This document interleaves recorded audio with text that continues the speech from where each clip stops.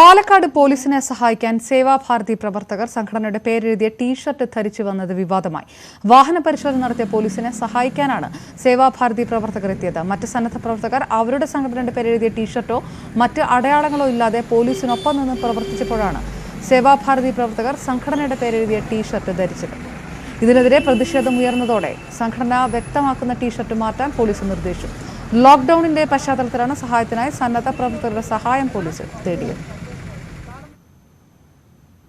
Covid പ്രതിരോധ പ്രവർത്തനങ്ങൾ ഊർജിതമാക്കാൻ രോഗികളുടെ എണ്ണത്തിന് ആനുപാതികമായ ആരോഗ്യ പ്രവർത്തകരെ നിയമിക്കണമെന്ന് ഡോക്ടർമാരുടെ സംഘടനയായ KGMOA. കൂടുതൽ ഡൊമിസിലറി കെയർ സെന്ററുകളും CFLTCകളും തുടങ്ങുന്നതിന് പകരം നിലവിലെ കിടക്കകളുടെ എണ്ണം വർദ്ധിപ്പിക്കണം. 18 വയസ്സിന് മുകളിലുള്ളവരുടെ വാക്സിനേഷന്റെ മുൻഗണനാക്രമത്തിൽ ആരോഗ്യ പ്രവർത്തകരുടെ കുടുംബാംഗങ്ങളെ ഉൾപ്പെടുത്തണമെന്നും KGMOA മുഖ്യമന്ത്രിക്ക് നൽകിയ കത്തിൽ വ്യക്തമാക്കുന്നു. ഒമാനിൽ കോവിഡ് ബാധിച്ച് ഒരു മലയാളി നഴ്സ് കൂടി മരിച്ചു. റുസ്താഖ് ആശുപത്രിയിലെ സ്റ്റാഫ് നഴ്സും കോഴിക്കോട് കൂട്ടാലിടം നരയംകുളം സ്വദേശിനിയുമായ രമ്യ റിജുലാലാണ് മരിച്ചത്.